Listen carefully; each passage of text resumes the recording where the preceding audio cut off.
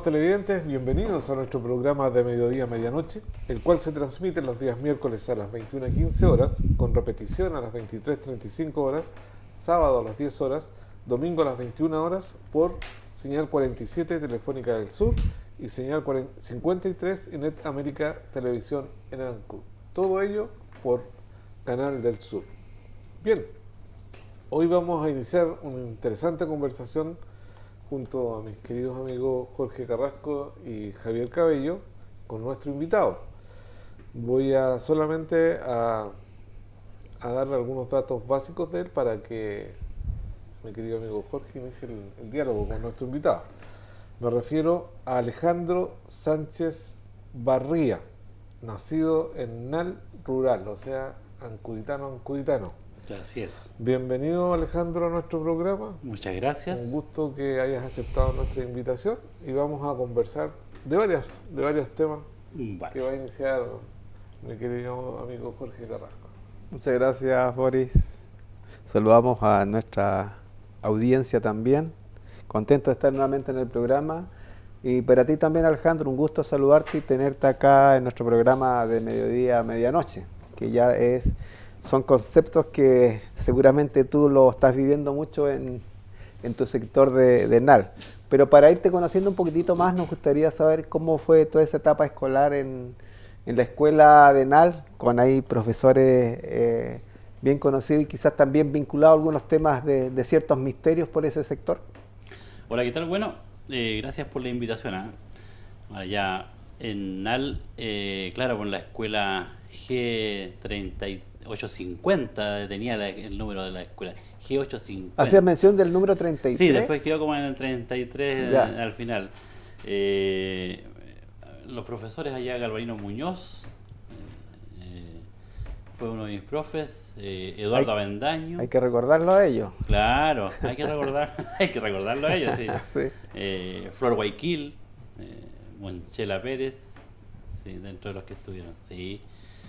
Se cursaba solamente hasta el sexto básico en esa escuela, pues. Ahí nos conocimos, la gran mayoría, pues yo tengo hartos vecinos y amigos que los conocí ahí, ya grandes, pues en el fondo nos juntábamos con gente de 17, 18 años, entonces ya eran grandes, nosotros los que íbamos entrando más chicos éramos harta diferencia de edad entre los pares. ¿Tuviste también esa etapa de las actividades extraescolares donde se juntaban diversas escuelas en algún sector? Sí, pues se hacían actividades con otras escuelas, por ejemplo con la escuela de Punta Arenas, con la escuela de Huapilacuy, se hacían actividades como unas olimpiadas. Como las olimpiadas, claro, unas olimpiadas que se hacían, incluso iba gente de aquí de Ancud también a transmitir de repente en el fondo. Radio Pudeto de repente llegó en algún momento a hacer como un espacio ahí de transmisión también de alguna vez en alguna cancha del sector de NAL también. En una pichanga de fútbol. Claro, exactamente. Hola, Alejandro, bienvenido también y un gusto tenerte por acá. Respecto a lo que estaban hablando, ¿cuántos alumnos eran en ese tiempo en la escuela de NAL y cómo era la vida en ese entonces? Bueno, no hacen tantos años, supongo. No. igual hace un par de años. Han pasado unos años, imagino que las condiciones, no sé, pues ahora uno llega en 30, 35 minutos, llega al sector de NAL, en esos tiempos me imagino que era muy difícil. Claro, bueno, la historia deben ser unos 40, 45 años que recién se abrió, por ejemplo, el camino interior desde lo que es ahora el cruce NAL Agui o NAL Faro Corona, se abrió el camino hacia NAL Bajo. 40, 45 años, camino de tierra, antiguamente no había solamente huella, entonces se transitaba por dentro de los cercos, que los vecinos te daban un permiso como para pasar caminando. Claro. Y la escuela tenía una tremenda matrícula, se habla de 80, más o menos en el tiempo que yo estuve, 80 y más de 100 anteriormente a lo que yo llegué al colegio. ¿Y está ubicado en el mismo lugar donde está ahora? La escuela está ubicada ahí mismo. A un costado estaba la escuela que le llamaban la escuela vieja, que nosotros lo alcanzamos a conocer todavía, que era una casa hecha de madera, tejuela de alerce, con una especie de segundo piso, le llamaban un altillo, y un par de salas, una mediagua que le caía al lado norte y donde hacían una cocina, pero las condiciones ya cuando yo la conocí eran deplorables porque en el fondo el piso malo, se pasaba el frío, entonces ya la escuela nueva funcionaba según mi madre. La escuela nueva se debe haber construido alrededor del 73, 74. De por ahí ya parte la escuela nueva que en el fondo todavía se sobrevive. Esa es la que en el fondo la cáscara todavía es esa. Pero tiene muy pocos estudiantes ahora. A estas alturas no, pues ya no le quedan estudiantes, está quedando un solo profesor y 4 o 5 alumnos que son en el fondo los más vecinos, los más cercanos al colegio, los que han ido logrando mantener todavía una escasa matrícula. Aprovechan de ir a la escuela cerquita de la casa. De todas maneras, Claro. pues, cruzan el camino y están en el colegio, esa es la idea. Pero en esos tiempos, claro, 80 alumnos debe haber abarcado una zona bastante grande. Claro, ¿no? bueno, NAL tiene una distancia bastante amplia. Venían alumnos que caminaban 3 a 4 kilómetros cortando camino. Por ejemplo, antes que se abra el camino, la gente que era de NAL Alto, por ejemplo, tomaba la playa y bajaba por la playa en el sector de Puyinque, Sí, po. en el borde de la costa de Puyinque, bajaba a la playa en la hora del Mar Bajo y cruzaban por el borde y tomaban otros caminos vecinales que habían para llegar. Hablaban del pie pelado y la pata pelada y la escarcha en la mañana. Entonces, así llegaban al colegio, y el barro. Yo no estaba tan lejos del colegio, yo vivo literalmente como a 500 metros, 600 metros de mi casa, más o menos de donde estaba la escuela. No me costaba mucho trabajo llegar. Pero de ahí la gente era Nal Alto, Nal Estero, que también está para el otro lado, que es como para el camino para el Fuerte Agüi, que era otra cantidad de concentraciones de los vecinos que estaba más poblado por ese lado y por Nal Alto. Así que gran cantidad de jóvenes que en el fondo ellos eran los que ayudaban a llegar a los más pequeños. Los más grandes Claro. traían a los más pequeños, no como ahora que te subes al furgón escolar y te bajas en el colegio. Ese es el cambio drástico que se daba desde ese tiempo. Y la historia vivida por ti ahí en esa escuelita, ¿es de gratos recuerdos? Muy gratos recuerdos. El sector de la escuela, en el fondo, para mi generación, fue el lugar de encuentro. Ya. Nosotros, después del colegio, irnos para la casa, tomar once y hacer las tareas que nos encargaban de repente, y volver a la cancha de la escuela. O sea, Ya. era volver a la cancha de la escuela, a las 7, a las 8 de la noche, a las 10 de la noche, en tiempo de verano, uno ahí. No era ni multicancha, era una cancha de tierra, Ya. con un par de arcos que nosotros manteníamos, pero ahí ese era nuestro lugar de encuentro. Incluso llegamos a tener equipo de básquetbol ahí, compitiendo con los chicos de Corona, de Huapilacuy, que también tenían en los tiempos, emulando el Ancú campeón de Di Mayor en esos años. Éramos fanáticos ese es nuestro ídolo en ese tiempo, lo mismo que le pasa a los más chicos ahora con el fútbol internacional y todo. Nosotros hacíamos lo mismo, emulábamos los basquetbolistas y teníamos hasta un equipo de básquetbol también, y manteníamos en el fondo nosotros mismos el entorno en el colegio. Ya. Ese era un lugar de encuentro. Qué bonito lo que también recuerda a los profesores, a Lalo Avendaño, a Galvarino.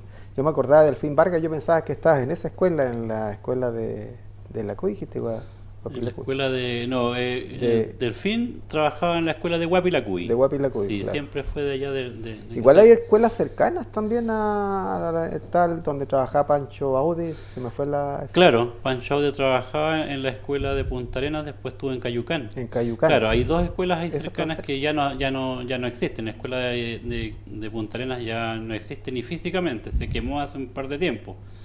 La escuela de Cayucán todavía está levantada y ahora sirve de estación médica. Ah, ya. Pasó a otra forma para la comunidad.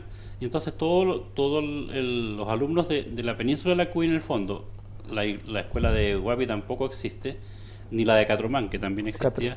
Pero físicamente están. Físicamente ya no. Tampoco. Ni Guapi, ni me parece que Catromán, no estoy seguro, pero parece que tampoco existe. Entonces toda esa concentración de alumnos, lo mismo que Calle, ya después viniéndose para el Calle. sector de Ancú, se concentró en lo que es Sol del Pacífico a estas alturas. Pilluco. Sí. Esa fue la idea de concentrar en alguna parte la educación para, en el fondo, con los años levantar, según lo que yo escuché en algún momento, el proyecto era llegar a Pilluco, convertirlo hasta en un liceo. Se suponía que iba a confluir toda la educación ahí. Mira, ¿no? Un buen proyecto. Era un buen proyecto, ¿no? Sí, de todas maneras. Alejandro, me voy a saltar algunos años, tuyos, pero ¿qué te motivó a ti, a tus 17 años, a realizar el curso de buzo mariscador? ¿Quién te incentivó? Lo que pasa es que mi cuñado, Heriberto Villarroel, que aún él está vivo y vive en el sector de Chepu, él tenía un chalupón, lo conocí con un chalupón. Entonces mi hermano, que me antecede a mí, que es 10 años mayor que mí, él trabajaba con mi cuñado, de ayudante de buzo, lo conocí viendo a mi hermano. Luego de eso yo trabajé toda mi vida con mi hermano. Yeah. Mi hermano trabajó a pulmón, en apnea, así nomás trabajaba consiguiéndose unos trajes usados, porque era malo en ese momento, el tema laboral de venta era malo, no rentaba mucho. Hasta después del 80 y algo viene la fiebre del pelillo, el 88 la fiebre del loco, y ahí como que se levanta un poco el tema monetario para el buzo. Yeah. Así que mi hermano, yo salgo a los 13, 14 años, salgo del colegio y nos comenzamos a trabajar. Nos independizamos en el fondo, primero con un bote remo, después compramos un motor en los tiempos del pelillo, un motor fuera borda de 6 HP, nada, un mínimo. Y en el fondo nosotros también lo llevábamos como para que nos traslade a las zonas de, por ejemplo, ir hasta Puyín, que en los años que se podía trabajar ahí, que el bote nos llevaba en el fondo el fuera borda, pero nosotros trabajábamos a remo para no gastar ni combustible. Yeah. Después ya nos compramos otra embarcación un poco más grande y ahí compramos un equipo de buceo donde mi hermano buceaba, pero no teníamos matrícula ninguno de los dos. Los dos entramos a hacer el curso, él sabía bucear de todas maneras y yo aprendí detrás de él, él me enseñó a bucear.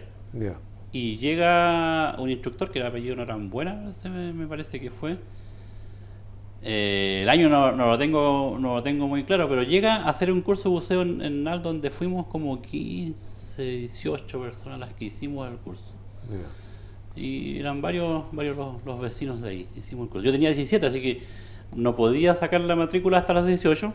A mí me aceptaron en Capitanía de Puerto que tenga ese año todavía el curso hecho y me lo aceptaron en febrero, como yo cumplo años en febrero. Yeah. En febrero fui a sacar mi matrícula de buzo. Yeah. La tengo desde los 17, 18 años, no tengo mi matrícula. ¿Y qué productos buceaban básicamente? Nosotros nos hemos dedicado casi toda la vida a la ostra. A la ostra. Sí, mientras se permite la veda y después trabajábamos en la almeja o piure, lo que sea, pero nosotros trabajamos en la ostra verde de borde negro, la ostra que sale en la costa. Yeah. Y es diferente a la ostra blanca que está en los conchales del centro del golfete de Quetalmau. Yeah. ¿Esa que esa verde es la más sabrosa? La ostra verde, borde negro, la más sabrosa. No es de tan gran tamaño. ¿Es verde y borde negro? Claro. Es de borde negro. Es de borde negro, sí. Yeah. Y no es tan grande en tamaño, pero Yeah. es bien profunda y esa es la más sabrosa. Y hoy puedes encontrar una ostra blanca que puede tener, no sé, pues 10 centímetros, pero tú la abres y no tiene nada de grano, pues es muy plana, no es muy consistente en su fondo de la concha. Yeah. Yeah. Entonces no tiene tanto grano. Así que una ostra chica del tamaño que es comercial, que son 5 centímetros la verde, y te puede hacer por 2 o 3 de una blanca. ¿Y es más sabrosa? Esa es más sabrosa, sí, la verde es más sabrosa. Es más carrasposa, dirían los viejitos al comercio, hay que acompañarlo con un buen vino. Sí, Vino de todas maneras. Y con un poquito de limón. Claro que sí. con limón. Tiene que ser Y con pan limón. con mantequilla. Y pan con mantequilla. Antes de ir avanzando Sí. en tus etapas, la parte escolar y estos primeros años del buceo, a los 17 años, para ir entrando un poco igual en el tema, ¿ya se conversaba o se habían visto algunos avistamientos en el sector de NAL? ¿O tú no habías escuchado nada? No, sí, incluso justo en el periodo del hacer el curso de buceo, Ya. el Norambuena, el que hizo el curso, él era fanático del tema OVNI. Ya. Él se quedó a acampar en la casa de un vecino allá, del Patricio Villarroel, y él no quiso acamparse en la casa, se quedó con una carpa en el galpón, porque el galpón tenía la puerta abierta, no tenía la puerta. Entonces, Ya. porque él usaba una buena cámara fotográfica y él era fanático del avistamiento. Y ya en ese tiempo allá en NAL existían, cuando él llegó, unos meses antes se habían visto unas huellas cerca de la cancha. ¿En la escuela? Sí. O sea, cerca de la cancha Cerca de fútbol. Sí. ¿Esa que está cerca de tu Y casa, fue o no? exactamente, y fue él mismo el que envió el dato al Yanquihue de Puerto Montt en ese tiempo. Ya. Sí. ¿Qué año? ¿Esos son los años 80? Año 80, 88 más o menos. 88. Oye, pero antes de eso, en esta época de la escuela, donde caminaban en la noche por Claro. la pampa, me imagino que también acompañaba a tu hermano, otra gente en el mar, a veces me imagino les pillaba la noche, ¿nunca vieron algo? Dentro de los tiempos en el trabajo, solamente escuchar de relatos de repente de gente que sí nos contó historias, pero yo personalmente hasta ese momento no había visto nada, pero sí unos vecinos antes del 88, por ejemplo, vieron pasar una dona. Ellos hablaba, hay un vecino, el Vicente Águila, él habla de que iba con un primo que vieron pasar una dona, porque en el fondo era una forma circular, pero tenía un círculo en el centro, o sea, era como un picarón. Ya. Eso lo vieron pasar de oeste a este casi, pero al final vino pasando sobre la ciudad de Ancú. Apareció por allá por el sector de Mabrava y pasó. Ellos se asustaron, pasaron de la casa de un vecino a meterse para adentro y no estaba ni oscuro, ¿eh? Era entre oscuro y claro. La penumbra. Sí. Ese fue uno de los avistamientos que en el fondo lo comentaron en el mismo momento los chicos. Ahora, en ese momento, si alguien veía cosas, también se mezclaban con el tema de brujerías y luces de brujos. Ya, eso claro. es lo que más hablaban los antiguos en el fondo. No lo tomaban como al tema OVNI. Lo asociaban a Lo otra. asociaban a otras entidades. Alejandro, perdón. No, ¿Y tú cuándo empiezas a vivir más intensamente Eso me todo quería preguntar. este mundo sí. de la ufología, de los ovnis? Bueno, nosotros teníamos esas huellas, las habíamos visto, porque en el fondo yo salgo de la casa de mis viejos, está a la orilla del mar.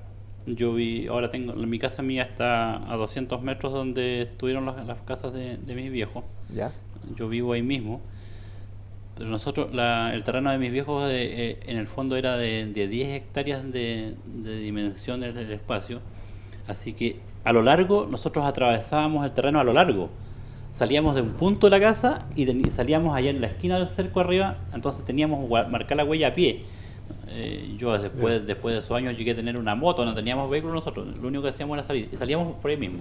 Entonces estaba la cancha y estaba el resto de pampa que eran, no sé, 400 metros de pura pampa, que mi viejo lo mantenía la pampa limpia, no tenía matorrales, era espectacular la pampa. Entonces al subir a la planicie, la noche de estrellada se ve espectacular. Claro, en el transcurso del tiempo que empezaron esas huellas que aparecieron, que hay unos círculos que eran unas herraduras, porque tampoco cerraban del todo, y se llenaban de callampas estos círculos, en todo lo que era el pasto diferente al color del pasto natural. Nosotros esos avistamientos los habíamos visto, o sea, pero no le habíamos tomado la dimensión hasta que aparece en el diario, hasta que lo dan a conocer. Alejandro, son varias huellas. Son varias huellas. En principio pensé que aparece era una después fueron 3 que se mantuvieron por un par de semanas y llegaron a haber 17 de diferentes tamaños.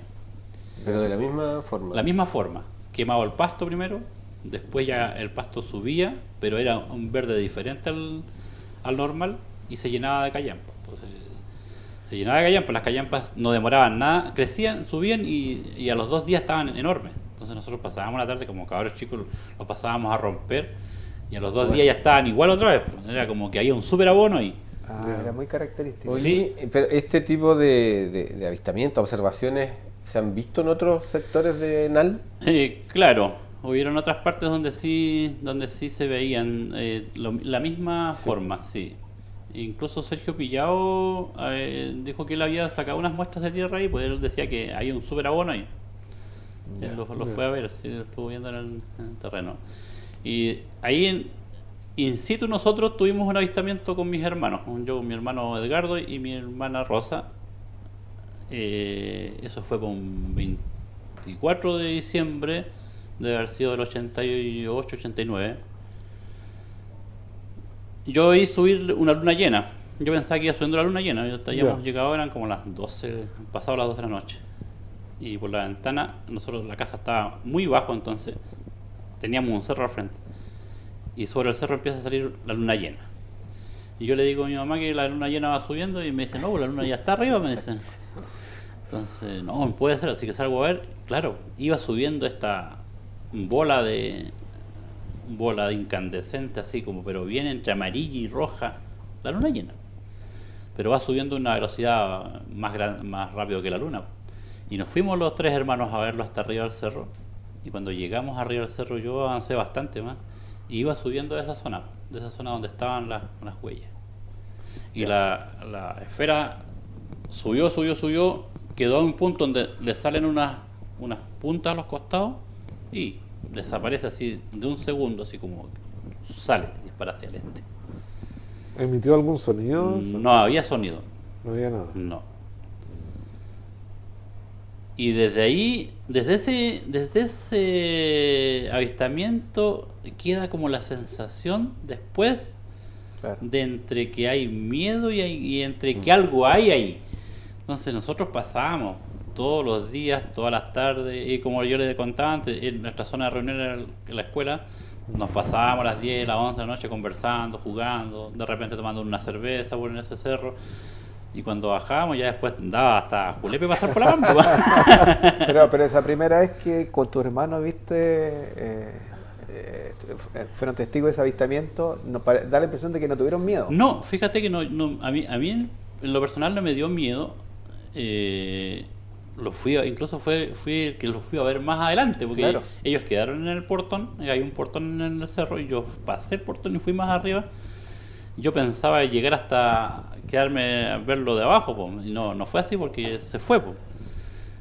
Y no me dio miedo en ese momento. De repente, después cuando empezamos a conversar con los vecinos tenían más miedo que nosotros que vivíamos ahí mismo. Había vecinos que pensaban que era imposible salir en la noche de la pampa o llegar a la casa nuestra. ¿Los vecinos también lo vieron? Algunos vecinos lo vieron, claro.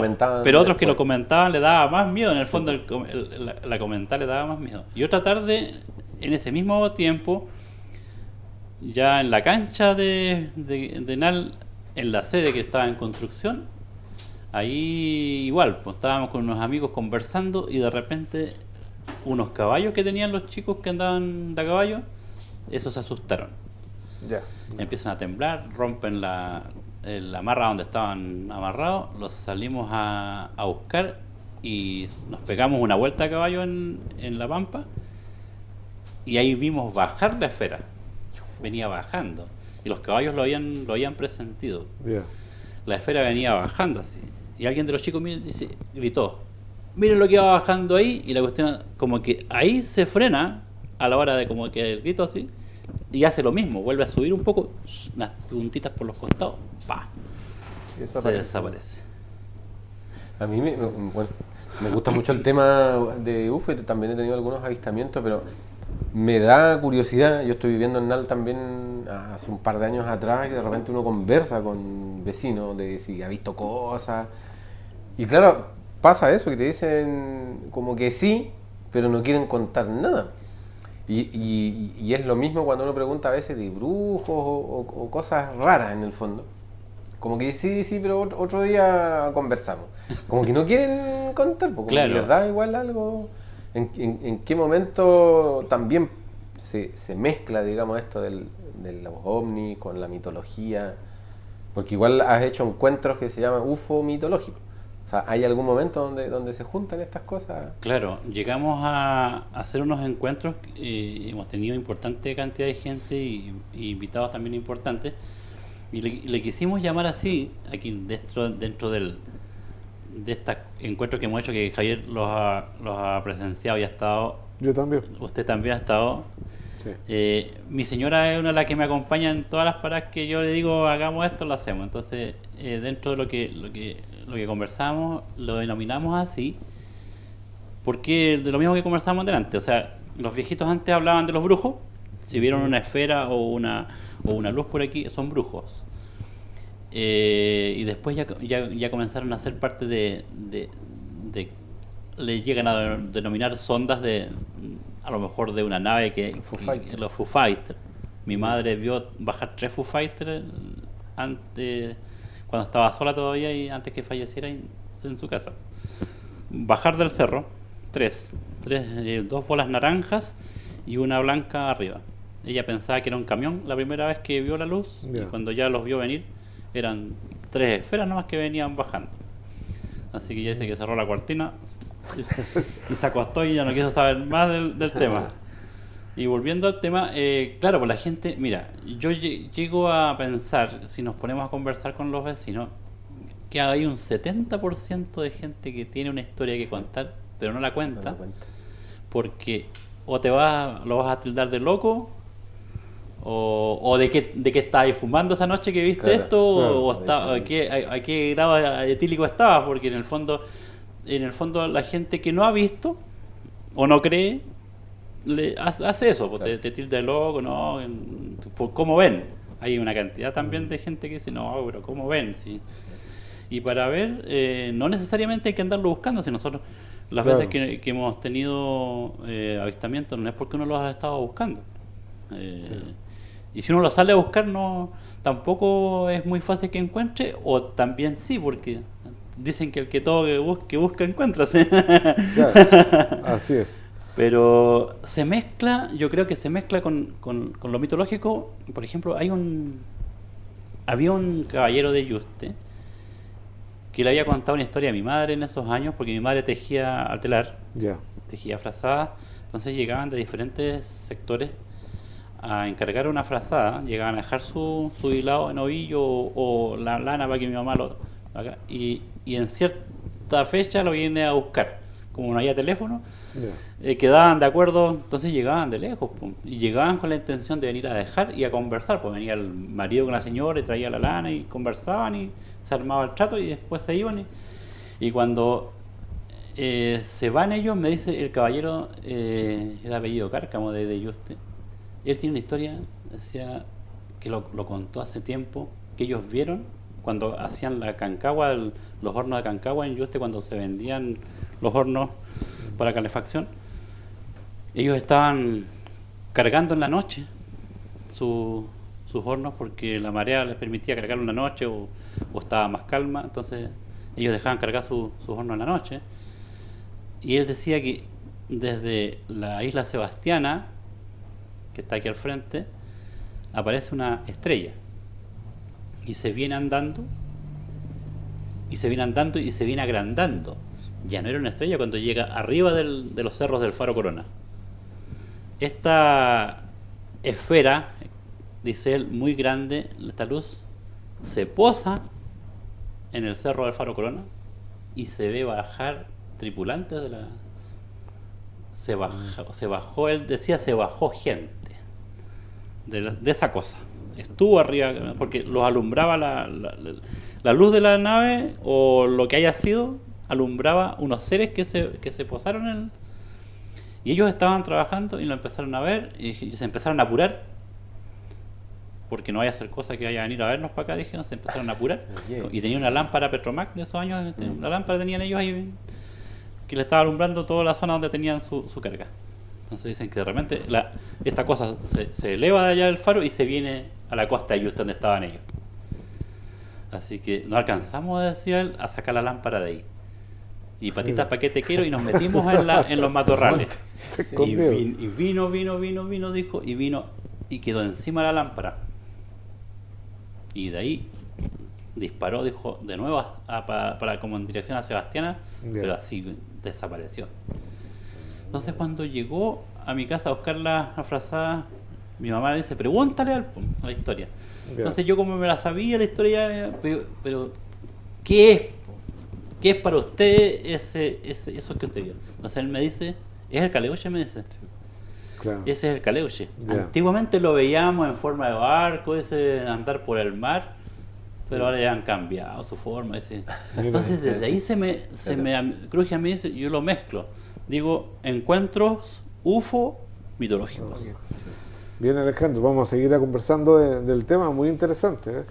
Con mi amigo Jorge Carrasco y Carlos Cabello. Vamos a ir a un breve corte porque ya se nos pasó volando nuestra primera media hora. Así que vamos y volvemos en nuestro programa de mediodía a medianoche. Espérenos.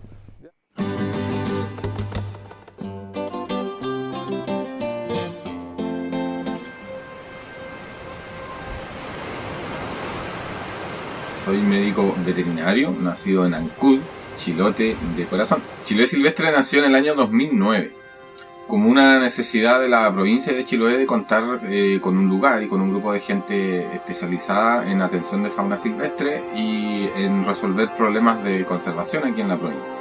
Entonces formamos un grupo, muchos de los cuales eran veterinarios, cuya principal labor fue rehabilitar fauna silvestre.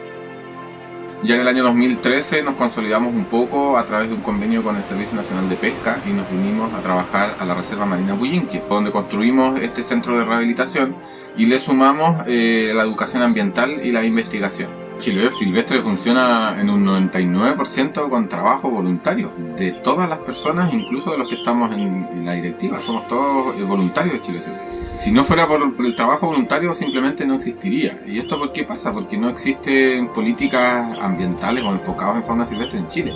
Afortunadamente tenemos mucha gente de todo Chile y la verdad que de todo el mundo que ha venido a ayudarnos acá. Y bueno, haciendo tareas fundamentales tanto como de campo, de mantención del centro, como del cuidado mismo de los animales. No podemos conservar si no conocemos la fauna silvestre. Entonces hacemos un llamado primero a que nos visiten en nuestras redes sociales, en nuestra página web y que conozcan la fauna silvestre que está a nuestro alrededor. Abramos un poquito más los ojos, miremos incluso hacia arriba, hacia los árboles y vamos a descubrir un mundo nuevo de fauna silvestre que tenemos a nuestro alrededor y que tenemos que preservar.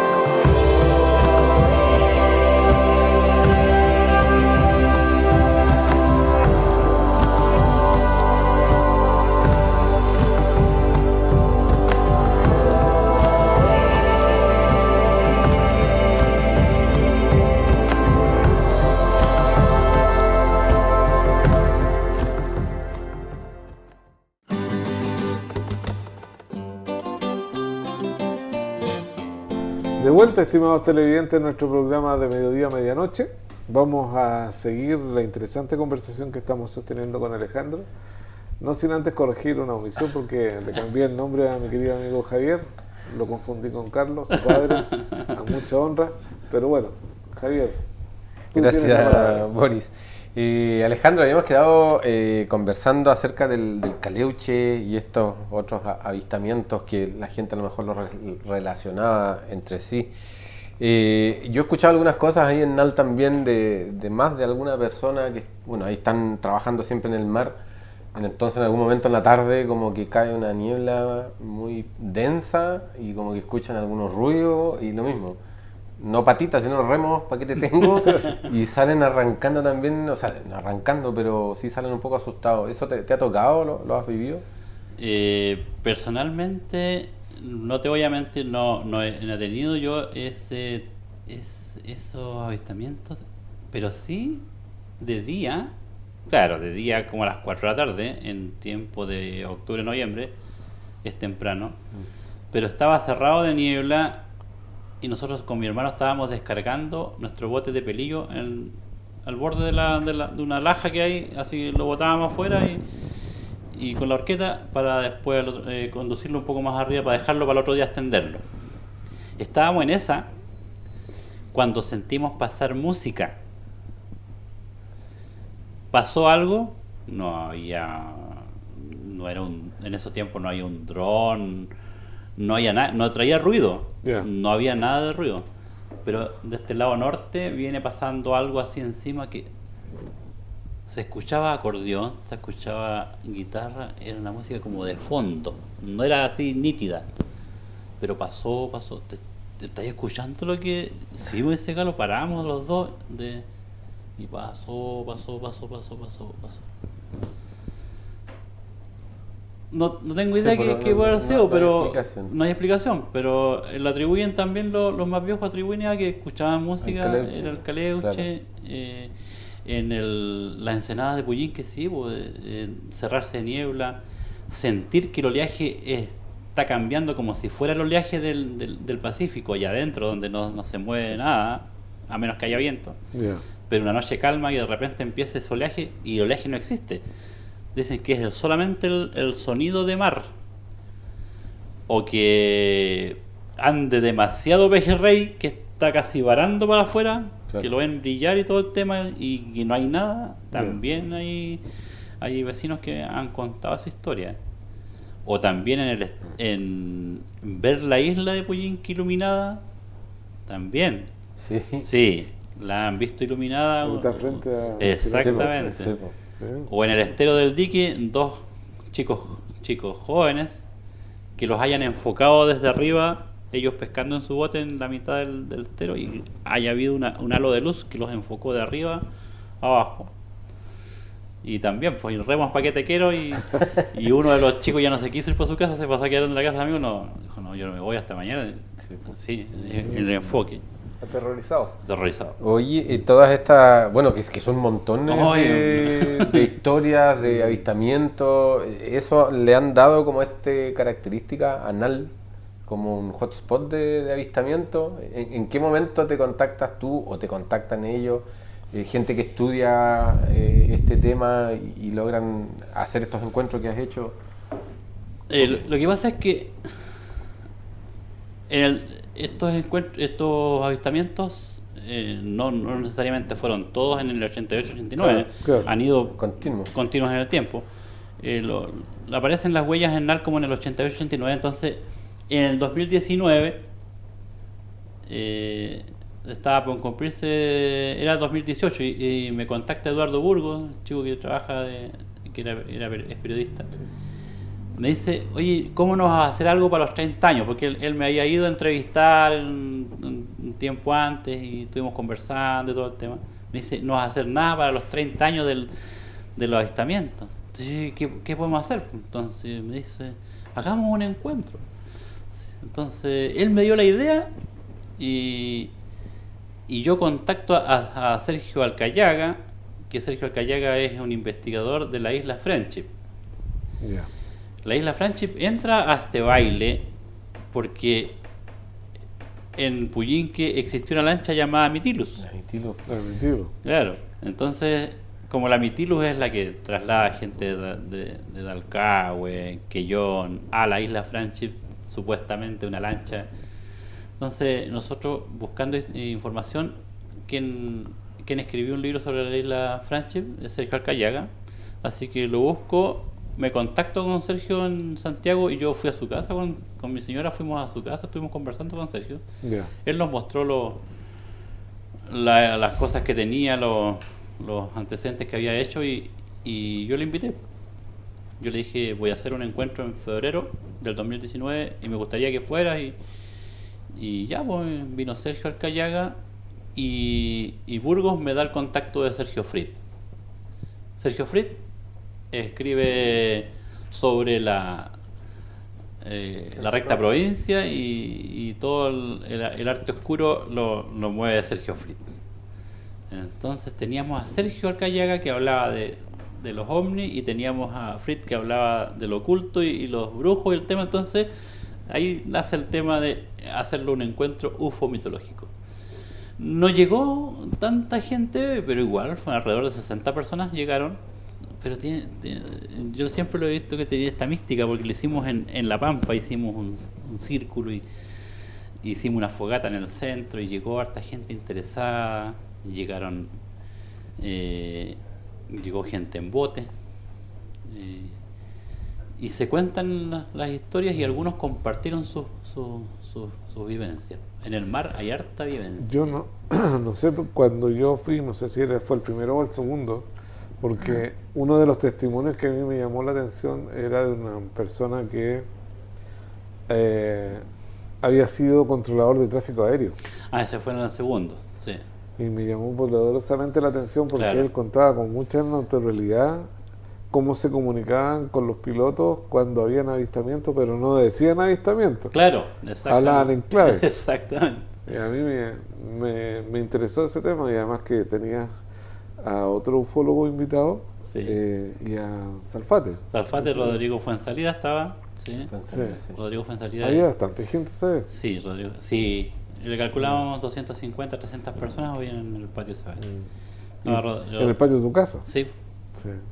Rodrigo Fuensalida, Juan Andrés Salfate, estaba Sergio Fritz también estuvo, y César Parra. César Parra trabaja en el tema paranormal. Ya. Él hace los tours en el cementerio en Santiago y ahora vive aquí en Puerto Montt. Y estuvo en un tercer encuentro que hice ahora en febrero, César Parra estuvo aquí. Y de Castro me vino a acompañar con algunas fotos y historias también en el último encuentro. Se me fue el nombre el que fue director de archivo y museo en Castro hace tiempo. Ya me voy a acordar. Ya te vas a acordar. Sí, pero se me fue su nombre. Él tiene varias historias también. Y es profe de historia también él, así que... Oye, ¿y has escuchado o tenido... sí, Felipe Montiel. Ahí está. Ahora me acuerdo. Sí, siempre pasa un nombre. Sí. Sigue la conversa, ¿te acuerdas? No, te estaba preguntando si tú has escuchado o has tú tenido algún evento también en lo personal, más que un avistamiento, algo más físico, un encuentro cercano, o de alguien que hayas escuchado, alguna abducción o cosas de este estilo ya más avanzadas, digamos. Bueno, yo personalmente yo tengo tiempo fuera, me trasladaron a alguna parte y ahí está también el tema en que yo nunca supe si son los brujos o fueron los ET o no sé qué. Me trasladaron de un lugar a otro en muy corto tiempo. Lo que le llamaban los antiguos a que te perdían los brujos. Ya. Me pasó a mí. Yo salía de la escuela que conversábamos anteriormente. Había un beneficio, era un día sábado. Yo salgo a las 11 de la noche de la escuela porque estaba el reloj ahí del colegio. Yo le digo a mi hermana, yo me voy, son las 11. Me voy a tomar una cerveza porque no quise tomar más cerveza porque yo jugaba por el Deportivo Corona, Ya. íbamos a un partido a Quillón el otro día. Entonces Ya. había que mantenerse físicamente bien. Así que ya me dice la Rosa, chao, y me voy. Yo salgo de la escuela, toda la vida había caminado desde la escuela a mi casa. Bajo una cuesta que hay y claro, tiene unos matorrales un poco altos y se me cierra el camino. Oscurísimo, oscurísimo. Negro, negro. Yo empecé a tantear por los costados para ver si llegara a los matorrales y pateando el borde para ver si lo encontraba. No llevaba linterna, no llevaba encendedor, no llevaba... Y de repente se empieza a abrir la oscuridad. Y cuando se empieza a abrir empiezo a encontrar el camino. Ya. Y el camino se empieza a abrir el camino y estaba caminando allá abajo en la llegada de la playa Yuste. Me había trasladado como 7 kilómetros. Un buen trayecto. Claro, estaba por llegar a la caleta de Yuste. Estaba la casa del vecino ahí. Y yo dije, ¿qué me pasó? No voy a pasar, la casa tenía luz. No voy a pasar a... Me pasó eso, pues no voy a pasar a molestar a los viejitos aquí para que me digan, andáis curado, ¿qué te pasó? ¿Te perdiste? Me fui hasta la playa. Fui hasta la playa a mirar la playa si realmente estaba en la playa. Bajé hasta la playa. Me devolví y en la misma parte donde como que me había aparecido, dijo, ahí mismo se volvió a cerrar de niebla, pero de niebla nomás, ya no fue esa oscuridad negra ni densa. Ya. El camino todo el momento estuvo nublado y caminé y a ratos veía el camino, a ratos no veía nada, yo venía caminando.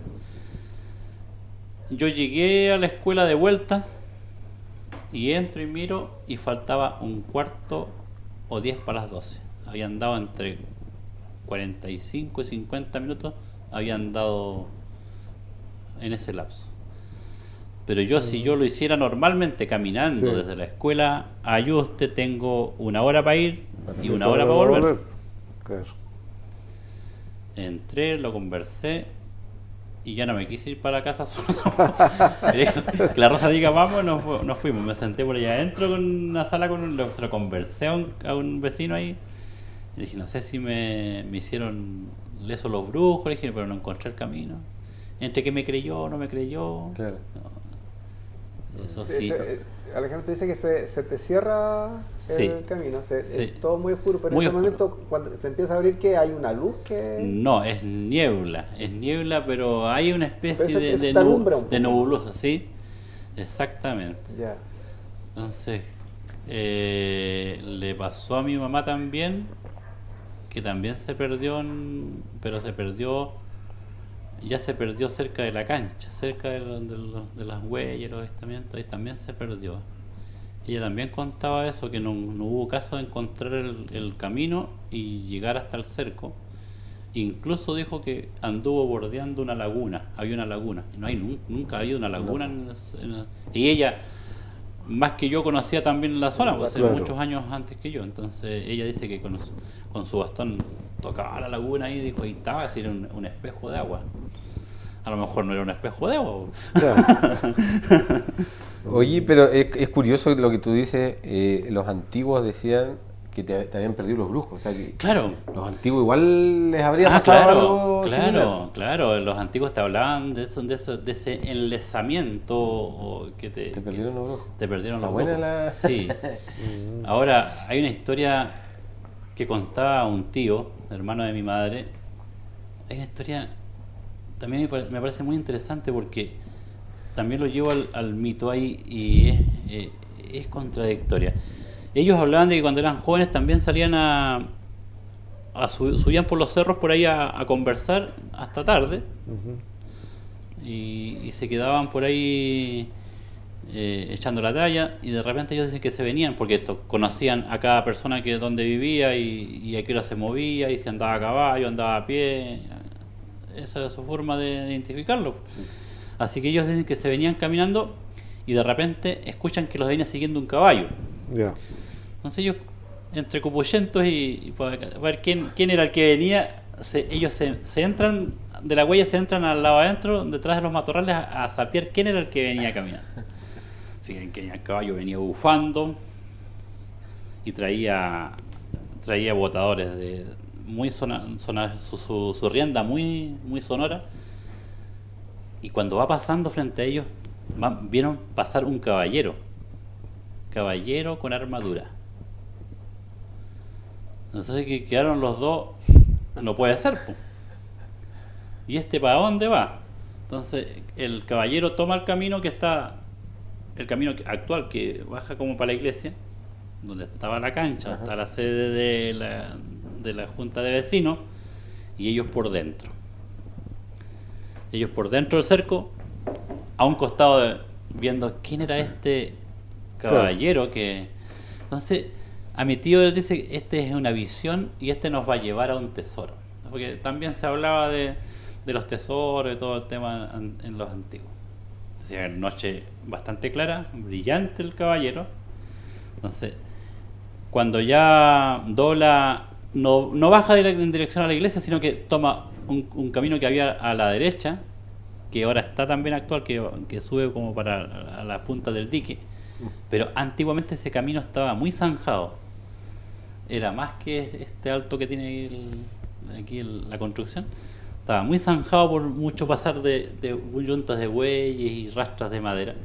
Entonces ellos se fueron a poner al final de la salida del camino porque este caballero iba a bajar para acá, entonces ellos lo iban a mirar, según él lo iban a mirar de arriba para tratar de verle la cara cuando pase. Entonces, su sorpresa grande fue cuando este caballero bajó y empezó a pasar cerca donde ya iban ellos, y en vez de irse perdiendo para abajo, empezó a crecer, se empezó a agrandar. Caballo y caballero ya era demasiado grande. Entonces su amigo reventó en llanto, decía mi tío, de miedo. Digo, no vamos a quedar a esperarlo, vamos.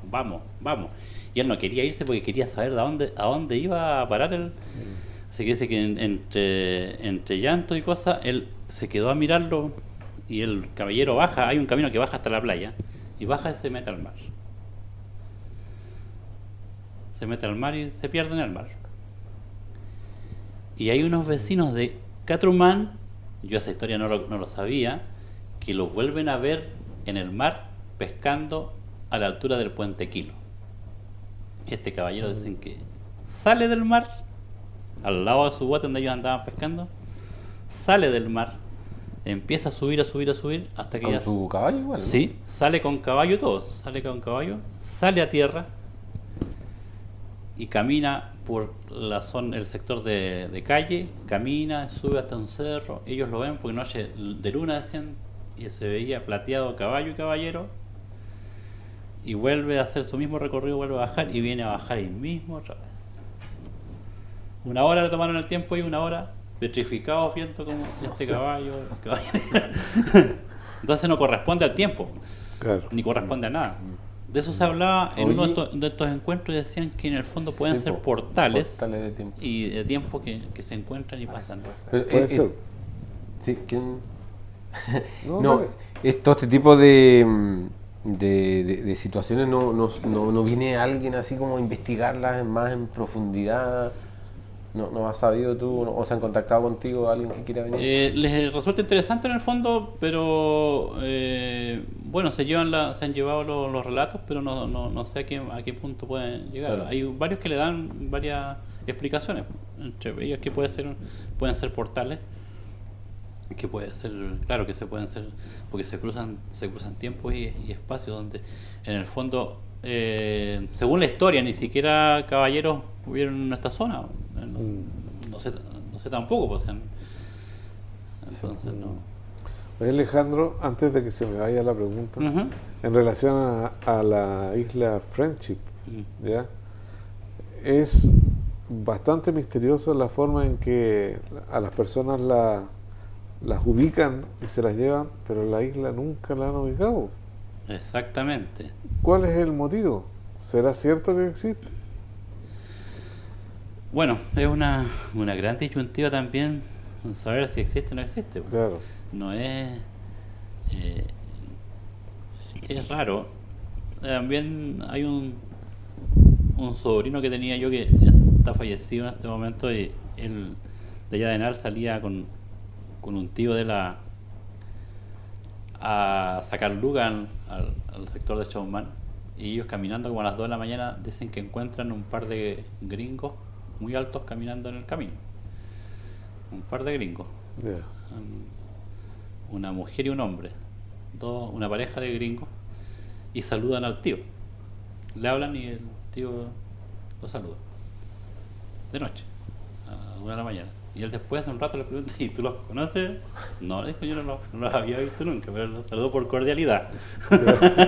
Entonces, él siempre le parecía extraño eso de que a dónde iban estos gringos a esa hora. O sea, podía ser de día, pero a esa hora de la mañana. Pero eso es solamente, puede ser una mera casualidad también. Pero dentro de lo que resulta que puede haber entre coincidencia o similitud, es de que los viejitos cuentan de que la lancha Mitilos que existió en Puyinque, esa la fueron a dejar a Calbuco porque la remató un par de gringos. Ya. Y esa se perdió al rastro, no se sabe nunca para dónde se fue la Mitilus, que sería en el fondo la Mitilus 1, la primera que existió. Ya. Ahora, Esa era una lancha. es una lancha. Esa es una lancha que vino de Talcahuano, es una lancha hecha por Ya. esa es hecha por artesanos navales, no es carpintería de Rivera, artesanos navales de Talcahuano. de lancha. Vino al puro casco y aquí los carpinteros de Rivera le hicieron las cabinas. Alejandro, ese tema es como súper interesante. La otra vez también en un programa no nos podíamos acordar de la Isla French, ¿te acuerdas? Sí. Dije, chonda, ¿te acuerdas? Perdido total. Pero yo trabajé en Kemchi, ya, y lo que más me impresionó cuando yo vi el programa de Patricio Bañado del Mirador, extraordinario, es que cuando hacen mención de la Mitilus 2, yo vi un yate en el muelle de Kemchi, pero yo no recuerdo si era Mitilus o Nautilus, ¿ya? Pero era un yate, era blanco, ¿ya? Y entonces ahí como que me impresionó y uno le pone más atención. Claro. De eso me acuerdo que lo estaba viendo hace un par de, no sé, unos 10 años atrás o 15 a lo mejor, ese programa. Y lo que contaban ahí es que entrevistaron a un personaje que también era de la televisión y era quien recibía a las personas que iban ¿cierto? A la Isla Friendship a mejorarse, porque eran tenían enfermedades terminales. Y también los recibían en Choen. Y Choen yo lo conozco porque Choen hay una escuelita de Choen. Nosotros también hacíamos lo que tú decías antes, Olimpiadas Rurales en ese sector. Entonces igual me llamaba mucho la atención porque era como coincidente. Y yo vi un yate y era de color blanco. Ya, entonces dije, chuta, habrá sido pero era un yate que estaba atracado ahí en el muelle de Kemchi y está la capitanía de puerto al lado. Pero era un yate que parece que no estaba inscrito o algo así pasado con eso. Que, por ejemplo, tú me hacías mención de Sergio Alcayaga, ¿él sigue investigando este tema de la Isla French? Sí, Sergio Alcayaga sigue el fanático del tema de la Isla French. Incluso estuvo también investigando el tema de la recta provincia en ese tiempo, así que él viajaba también para Kemchi, estuvo en Kemchi en esa vuelta que vino, estuvo en Kemchi, fue a la isla Ucar, estuvo buscando antecedentes por ahí con los vecinos de Isla Friendship, sí. Es interesante el tema ese. No, él tiene varios misterios, ¿no? Ufológicos. Sí. Exactamente. Así que... ¿Cuándo es el próximo encuentro? Sí, ¿cuándo va a ser el próximo encuentro? Mira, yo creo que en febrero vamos a hacer un encuentro. Voy a empezar a contactarme con mis amigos que están interesados. El último que hice lo hicimos me parece que fue el 18 de febrero, pues lo hicimos este año. Hicimos una vigilia anteriormente también, antes del encuentro. Hicimos una vigilia con harta gente que llegó. No trajimos a nadie en la vigilia. ¿En qué consistía una vigilia? La vigilia que hicimos, invitamos a la gente que haya tenido experiencias o no en tema ovni o mitología, que vaya a contar su historia. Así que hicimos un plenario, una fogata, invité a que todos se presenten y de dónde venían y en qué trabajaban. Y son mucha gente profesional la que le encanta este tema, mucha gente ligada a la salud, ligada, no sé, hay profesores, hay harta gente que le gusta el tema y bastó que alguien cuente una experiencia y comenzaron a salir estas experiencias así que interesantes, pues de todo, avistamiento ovni, casos de mitología. Así que la gente le gusta el tema, así que yo creo que lo primero que vamos a volver a hacer va a ser alguna vigilia, una o dos, y después hacer un encuentro. Hay varios invitados, lo que pasa es que de repente por agenda por ejemplo, Salfate no pudo venir este año, tenía varias cosas que hacer, trabaja en televisión, anda con otros temas por ahí. Rodrigo Fuensalía, cuando lo contactamos, andaba por Punta Arenas, él viaja bastante también investigando, está haciendo unas investigaciones. Sergio Bravo también estaba en Santiago en ese momento, pero están a la espera de que coincidan las agendas y busquemos una buena fecha para hacer otro encuentro. Sería interesante volverla a repetir para poder ir. Exactamente, desde ya invitados, sí. Así que... ¿Y has escuchado historias ahí en Puyinque? ¿Por qué te lo pregunto? Porque bueno, ahí está Chiloé Silvestre, trabajamos con voluntarios y siempre ven cosas, ven luces, Sí. hay movimiento, hay ruido, en la noche sobre todo salen afuera y como que no tampoco encuentran explicación de qué es lo que pasa. Y hace unos años atrás también hubo 3 chicas que fueron voluntarias que también les pasó algo como similar, como que iban caminando hacia un lugar y de repente aparecieron caminando en otro lugar. En el mismo sector de Enel, pero en este caso ahí en Chile Claro. Silvestre. Sí, pues ellas tienen ellas filmaron un video y me lo compartieron a mí, pues están en YouTube, estas chicas eran Estaba 4. súper asustada. 4, sí, tuvieron un par de diferentes experiencias como en el mismo día. Sí, pues esas fueron unas experiencias bien fuertes. Eso fue en el 2019, octubre del 2019. Y ellas dejaron su testimonio, está el video por ahí, así que Está bien eso. ¿no? sí. Todo el No sector ahí. no hemos vuelto a contactar con las chiquillas, pues no, pero sí, pues ese testimonio fue uno de los últimos allá en Nal. Y Puyinque, bueno, Puyinque, ahí pasan varias cosas porque en el fondo la horticultura de Puyinque data de 1942, o sea, mucho rato el que está la horticultura con mucha gente en movimiento ahí. Hay harto movimiento de gente, entonces o pueden pasar cosas de la energía propias de gente que ya no está o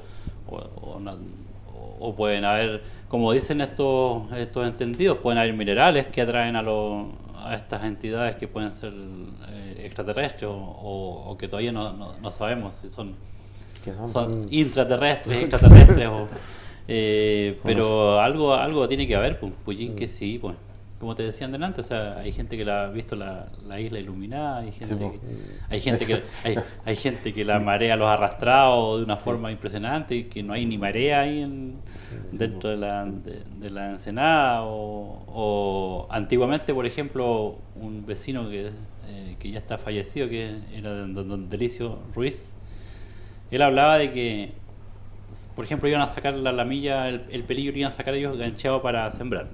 Entonces, con su mujer una noche no tenían. Querían sembrar al otro día ya y no tenían nada de pelillo. Entonces, como a regañones, y los dos fueron, vamos a ver si encontramos un poco para poder sembrar mañana, y van en su bote. Y no había. Entonces, que ganchado y no había nada. Ya. Entonces, pucha, no vamos a poder juntar nada de pelillo para la siembra. Y de repente empieza a como hincharse el mar y a venirse el oleaje para afuera. Y no vieron nada, decía. Pero llegó, al lado del bote llegó un barco. Varó. Se sintió el crujido de varar el barco y botaron el ancla. Entonces la señora le dice, ¿sentiste eso? Sí, vámonos. Que le dice. Vámonos, porque cada uno anda a lo suyo, pero vámonos. Claro. Así que se fueron. Y él dice que el otro día bajan los dos y había así un montón de pelillo ahí al lado donde ellos habían sentido llegar al barco. Entonces él hablaba de que el barco les llegó a dejar El claro, pelillo. y ellos vivían ahí en el borde de Puyinque, ahí en los pinos que están al frente.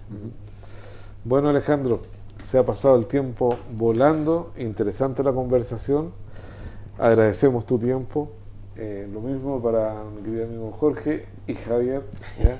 Por lo tanto, estimados televidentes, los dejamos cordialmente invitados para una próxima oportunidad. Hasta siempre. Muchas gracias.